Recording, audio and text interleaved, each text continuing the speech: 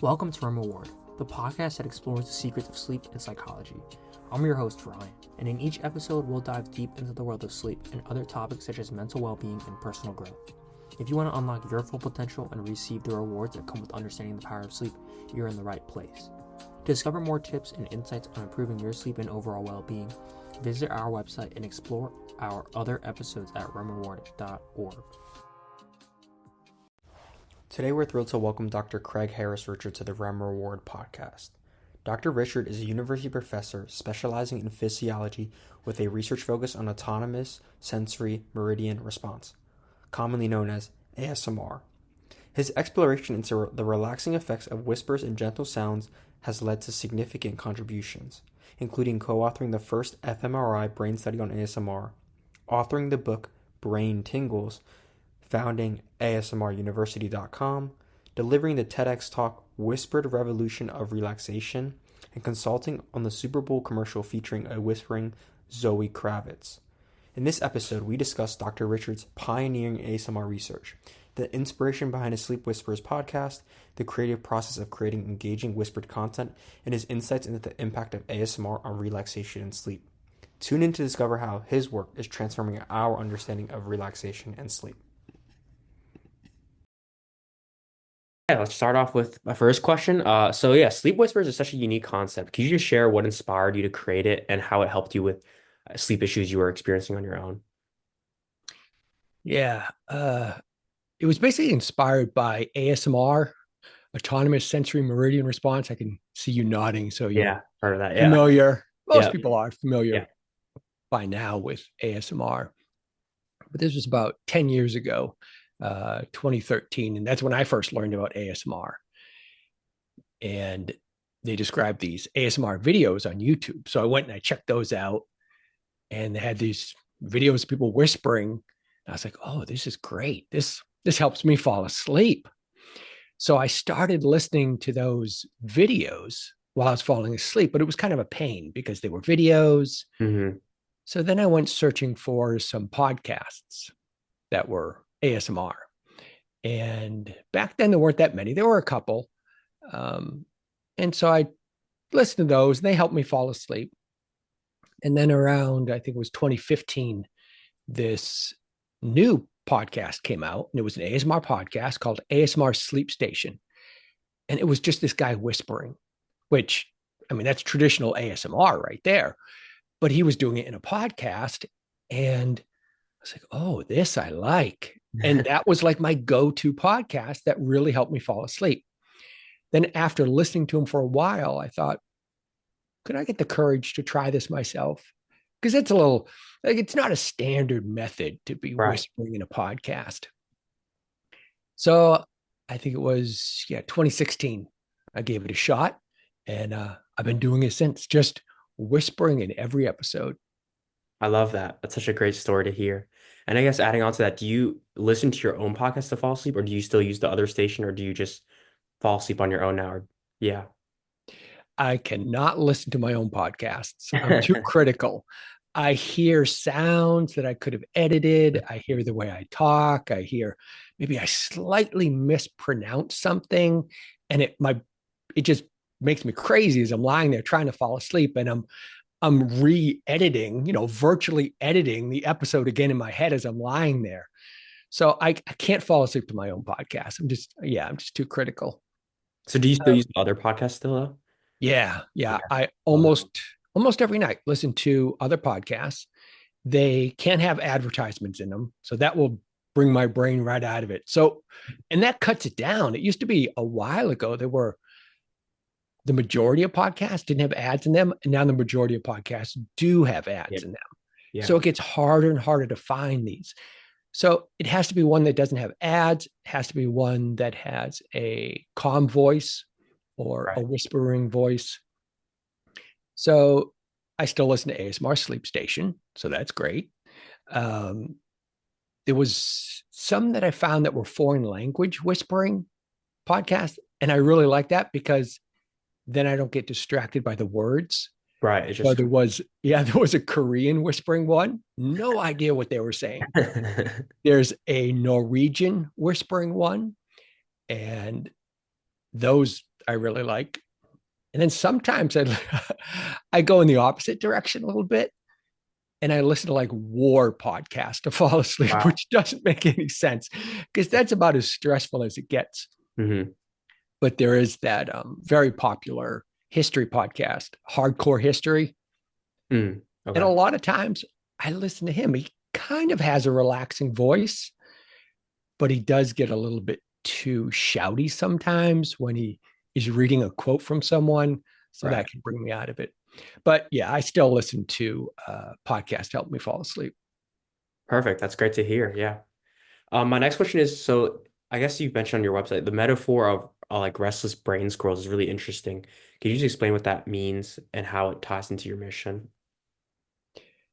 It's something I came up with because it describes me as Mm. I'm falling to sleep. It'd be nice if I could just put my head on the pillow and all my thoughts just kind of shut down and I fall asleep. But that's not what happens. Right. Instead, what happens is my brain just starts thinking about things. It might be something that I have to do the next day. It might be an idea. It might be something that happened to me during the day and I'm replaying it in my head. And to me, those are my brain squirrels. They chatter, chatter, chatter, chatter, and they won't shut up as I'm trying to fall asleep. And so I thought it might be helpful to my listeners if I use that as an analogy for myself to help them connect also, Mhm. rather than just saying, oh, if you have trouble falling asleep, this will help you, but more of if you have restless brain squirrels, and sure enough, it helps them to connect. And it helps me with my mission, I think, because it helps remind me what I'm creating content for. I'm creating content to help my listeners distract their own thoughts Yeah. from their restless brain squirrels.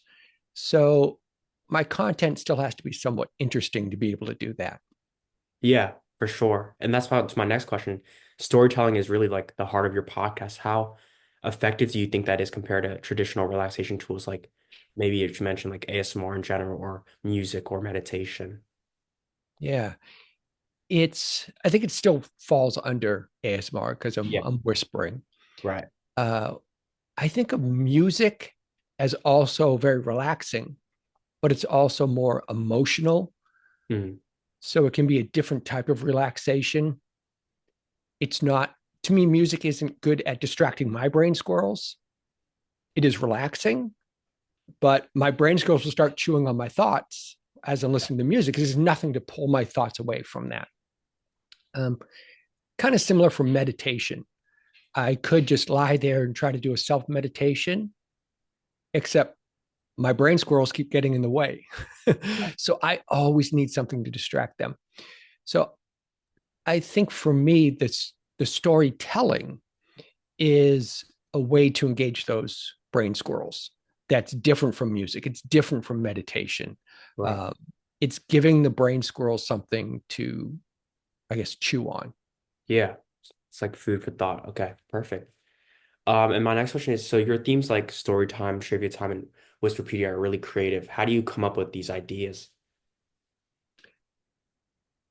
I think it kind of has to do with I like a variety. Hmm. So there's sometimes I'll listen to one podcast one night or a different podcast, or if they have different styles of episodes, I noticed I might jump around. So because I need a variety, I guess I just kind of thought that my listeners would want a little bit of variety. Like if I just did bedtime stories every night, that's great if they're in the mood for bedtime stories. But if they're not, then they're going to go someplace else. Right. So that was part of it, is doing these three different types of episodes. And then as I thought through the types of episodes, there's times when I'm falling asleep and I want something to be very engaging, and other times I don't need something to be so engaging. It all depends upon my mood. So for the story time episodes, those are just classic bedtime stories. That's when you don't need something too engaging. It's like your squirrels just need something else to listen to. They're Right. content with that and they'll fall asleep. My Whisperpedia episodes are just me whisper reading Wikipedia episodes. And that's a little more engaging because your brain squirrels are learning about something new. So I kind of see the brain squirrels as leaning into it, going, oh, Hmm. that's interesting. Oh, I didn't know that. Yeah. And then that kind of helps engage. And then the third type I do is trivia time episodes. And that's when your brain squirrels are just, they're running around, they're out of control. You really need something to get their attention and hold their attention. And Yeah. for me, that's what trivia questions would do is, okay, I'm thinking about that question and it distracts me and my squirrels from all those other thoughts that would keep me awake more. And now as I get focused on the trivia questions, it helps me drift off because those other thoughts aren't keeping me awake as much. Yeah. I really like that. So like different levels of, I guess, engagement for different formats. It's really interesting. And I guess talking about the listeners. So listener feedback is really essential to any podcast, yours or mine. What's been the most meaningful feedback you've ever received, and how has your audience changed over time? Gosh, I've gotten lots of feedback. Um, I'm sure, well, yeah. like those three episodes that I described, those three episode types. I've had more episode types than that in the past, Hmm. and I've done surveys. Yeah. And so over time, I've got it down to those three because of audience feedback, Right. mostly like surveys.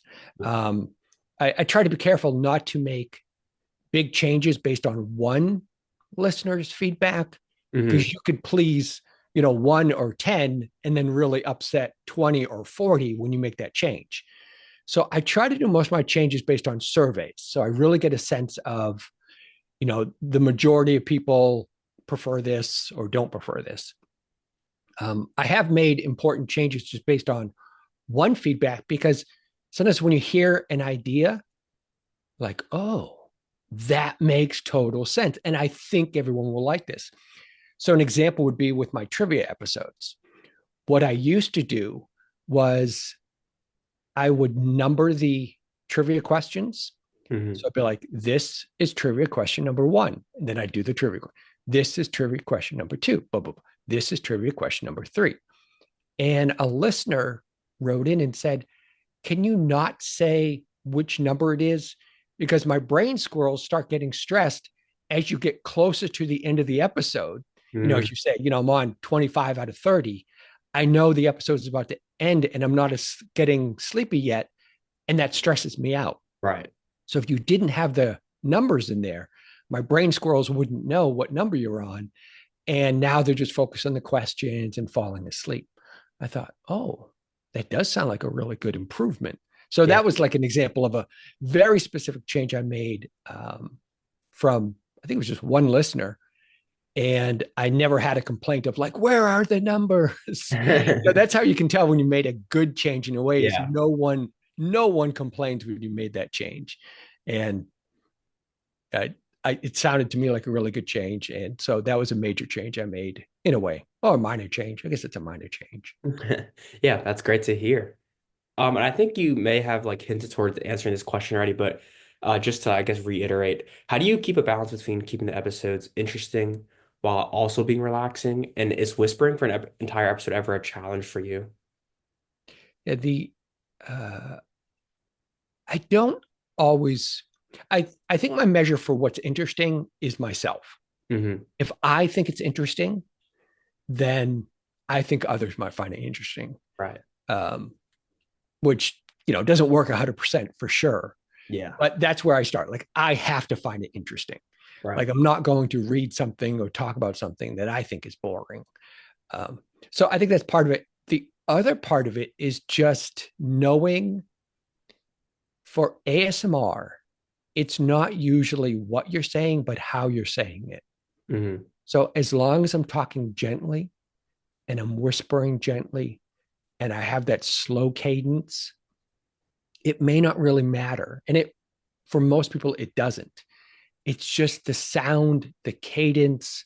Um, they just find the voice itself soothing. So I think as long as I find it interesting and I stick to that style of speaking very consistently, so I'm very aware of not to do bursts of volume or to laugh out loud, anything that Yeah. can kind of jar them out of their almost hypnotic response Right. to a nice, slow, steady whisper. So I think that kind of helps helps the most for kind of keeping them engaged and whether they're interested or they're just kind of hypnotized. I don't know. Maybe it's a combination of both. Yeah, that makes a lot of sense.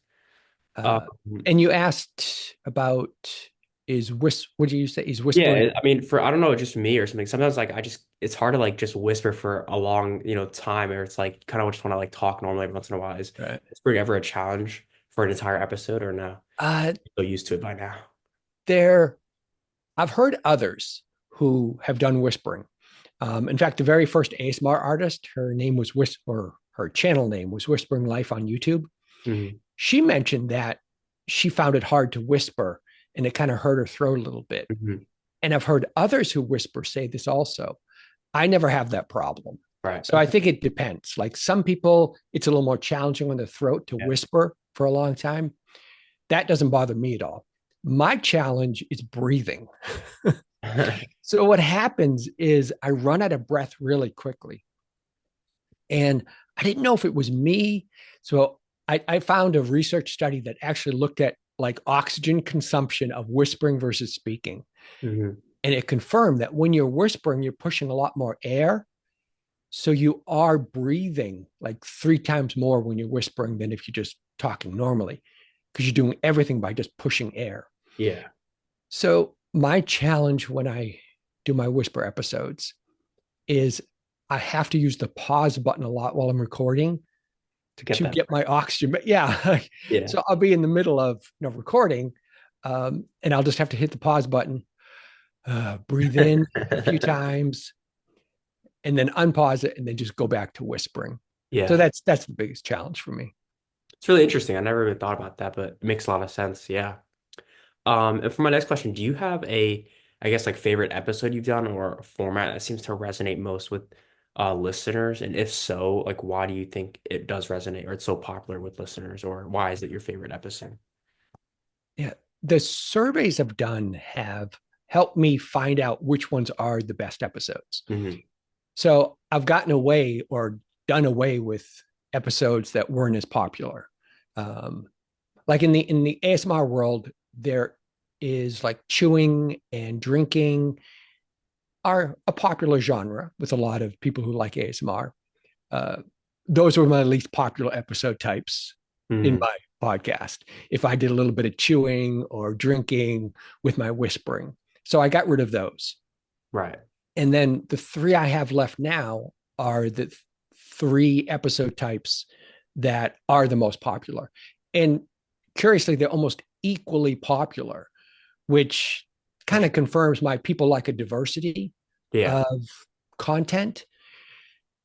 My favorite one to do of those three of the bedtime stories, of the Wikipedia articles, and the trivia time, my favorite is trivia time because I always learn something. Like I love fun facts. Yeah. So Yeah. I love finding the facts. And then I'll also double check the facts because there's a lot of trivia out there that's false. Just people think it's true because it's interesting and then you dig into it. But I also enjoy like trying to figure out if they're actually true or not. Um, I can also add personality to trivia questions. So I can be a little bit goofy about it. I can give goofy options. Hmm. Whereas if I'm reading a Hans Christian Andersen bedtime story, there's not much I can do with that Right. without totally changing the bedtime story, the original story. Um, and then the third thing I like about trivia time is surprisingly, it's the one that's almost easiest to do. Like I can create the script for it the quickest. Hmm. The bedtime stories, I find a lot of times I have to rework them because Right. there's parts in there that might be confusing. And so I rewrite them a little bit just to make them more straightforward. The Wikipedia, I tried just originally just reading Wikipedia pages straightforward, just as they were written. And some of them just have really boring parts to me, in my Yeah. opinion, Yeah. or they're just too heavy in certain facts. And so those take a lot of editing also. Whereas the trivia questions, I just, just write down the trivia question, the answer, and then I can kind of improv a little bit as I'm giving the answer and talking about it. So it Right. has the most freedom. It's the easiest, the most fun. I learn the most. So yeah, I think trivia time are my favorite ones. Interesting. That's great. It's good to hear. And my next question is, I guess you've been doing this for a long time now. Maintaining long-term success can be challenging. What obstacles have you faced and how have you overcome them? Hmm. With whispering, it's audio quality is a challenge because with normal speaking, you get a good signal to noise ratio, which means Mhm. that if you have a okay microphone and you have okay preamps, all that internal noise that's part of that gear and equipment or even your surroundings is hidden because your voice is so much louder. But once you go to a whisper, every little sound in the background is easier to hear. And so I really had to find microphones that didn't have too much internal noise. I had to find recorders and recording methods that had good clean preamps. I had to make sure my environment was well sound buffered. Mhm. And so audio quality is has been and still is a huge challenge for me. I'm still not happy with the quality of the episodes I even make today. But that's the challenge of doing whisper ones. Um, because of that, costs initially were a big challenge Mhm. because I kept buying microphones, I kept buying recorders with different preamps. Uh, and so I started spending like a lot of money on. I have like over 50 microphones that Wow. I own and have tested, lots of digital recorders that I've tried and tested, just trying to find that cleanest sound possible. Um, so that's been a challenge. And then time, it's just finding the time to do it. So yeah, I still have a full time job, and this is more of a weekend hobby. So Mm. it time is always a challenge. I think that's probably true for every podcaster. Yeah, for sure. Yeah. Definitely could take a good amount of your chunk of time. Yeah. My next question is, I guess, or like a great question is, so recognition from outlets like NPR and CNET are a big deal. How has it shaped your podcast journey or podcasting journey, just getting recognition from other areas? Yeah. At first, it was very exciting to be mentioned on any media, Right. to be some article would come out and be like the top 10 podcasts for falling asleep. And I'd be like, oh my gosh, I got mentioned that. I'm going to blow up now as a podcast. And what I've learned after having at least 80 of these happen to me, which means there's over 80 articles or platforms that have mentioned my podcast and Mhm. recommended my podcast, is I've learned they really don't do much. And I'm shocked. I'm surprised. I don't know why they don't do much. I'm not saying they don't do anything because I'm sure some people find it. But if you're kind of new to podcasts, like, oh, if I could just get in this article that's on this website and they could just mention mine, that would make all the difference. And what I've discovered is it really doesn't. So I don't get as excited as I used to, Hmm. but I know it helps a little bit. Yeah, for sure. I think it helps a little for sure. Yeah. Yeah. My next question is, if you could collaborate with anyone in the sleep or relaxation field, who would it be and why? Mhm. Well, luckily for me, I already have with my dream podcast. It's Drew with my dream podcaster. It's Drew Ackerman, aka Scooter Sleep with Me, who connected us together. Yep. And just like, and I think that helps you already understand like what a nice guy he is. Yeah, for Like sure. he is genuinely a hardworking, nice, caring guy who's been in this sleep podcast world much longer than I have. He was one of the original to do it, Hmm. and he's just been committed to it. And I think when he started it, it was a challenge for him. Like it took him a long time to build up his audience, and he finally did. But one time we both appeared in an article together, like an article. Hey, here's, one of those articles that Yep. was like, the top 10 podcasts to fall asleep. And he was mentioned, and my podcast was mentioned in the same article. And so I just reached out to him and be like, hey, Drew, I just want to say I love your podcast. I love what you do. And we were both mentioned in the same article. And I feel so privileged and honored to be in the same article as your podcast. And I didn't think much of it. It was purely just a fanboy kind of email. And he replied back, which I was amazed at. And not only did he reply back, but he said, hey, if you want to do some kind of collaboration, I'm happy we can schedule a call together and we can talk to each other and we can both share them on our podcast. I'm like, oh my goodness, like Drew Ackerman wants to collaborate with me. Yeah. And that was years ago. I don't know the exact date, but at least over 5 years ago. And we still communicate every couple of months. We do promo swaps with each other. We've stayed in contact. We talk to each other about our hobbies and stuff. And we keep up to date with each other because he's just such a warm, caring, kind person. That Sure. person that you hear in the podcast is Drew Ackerman, behind the scenes, real guy. So I just feel honored that I've already been able to collaborate with who I view as the king, the god of sleep podcasters out there. Yeah, he is really a great guy. I mean, he's truly been, yeah, in the game for a long time. That's really great to hear that you've already collaborated and you guys are still connected. My next question is, so you have a book of quotes, and I love quotes too. So is your book part of your sleep routine, or do you just love, I guess, their inspiration for daily life, and what are a few of your favorites? Mm-hmm. Yeah, it was something I started a while ago, probably 20 years ago, Hmm. is pulling together quotes for exactly kind of what you said was for personal inspiration. Right. It was like uh, my Bible or my guidebook for whenever I saw a quote that would help me become a better person. I would just put it in this little quote book, and I just build that up over time, and it helped me, I think, find my identity Hmm. and be like a guiding light towards what I wanted to be and who I wanted to be, and which weaknesses I needed to work on and which strengths I wanted to build, those kind of things.